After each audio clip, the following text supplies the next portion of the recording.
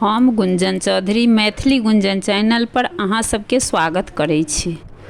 आजुक वीडियो में हम बरसाइत पाबनि 2024 में कहिया छै से बताबै छी। बरसाइत पाबनि के पूजा के विधि विधान, पूजा के सामग्री सहित सब जानकारी देब। मिथिला में सब गाम में पूजा के विधि विधान कनी कनी अलग भ जाइ छै।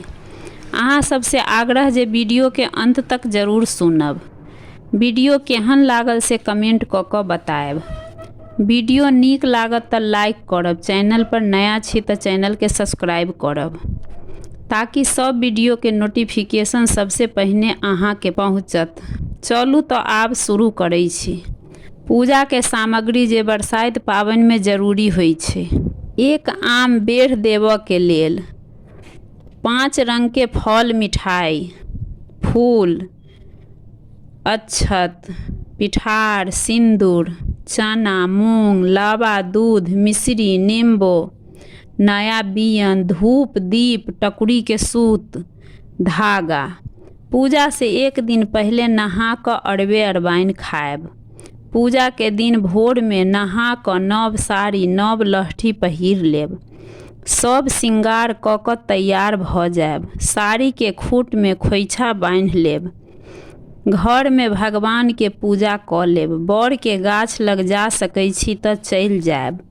कोनो कारणवश नहीं जा सकै छी त घर में बर के गाछ के डाढ़ मंगा लेब आ कोनो गमला में रोप क पूजा करब। घर में भगवती के गोर लाग क गाछ लग जाएब आ गौरी पूजा घर में नहीं करब। ओई दिन गौरी पूजा गाछ तर होइ छै। गाछ पर पिठार के थप्पा लगा देब। तई पर सिंदूर के ठोप क देब। बियन पर आ आम पर पिठार और सिंदूर लगा लेब। एकटा बर के पात माथ में खोइस लेब। गाछ तर नैवेद्य द देब। बर के पात हाथ त बर के पात पर नैवेद्य देब। गौरी पूजा क लेब आ गौरी के नैवेद्य राख लेब। विषहरिक नैवेद्य दै छी त विषहरिक नैवेद्य राखब। लावा, दूध, मिश्री आर ऊपर से नींबू के रस गाड़ देब। गाछ पर फूल अक्षत चढ़ा देब। बैस क हाथ में अक्षत फूल ल क कथा सुन लेब।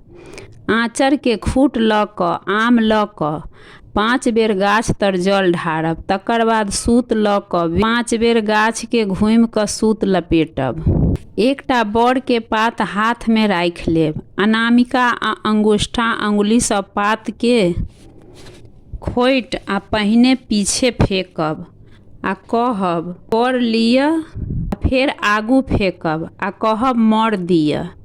एना 3 बेर कहब। तई के बाद बियन सँ 3 बेर गाछ के हौंकब आ 3 बेर गाछ के गला मिलब।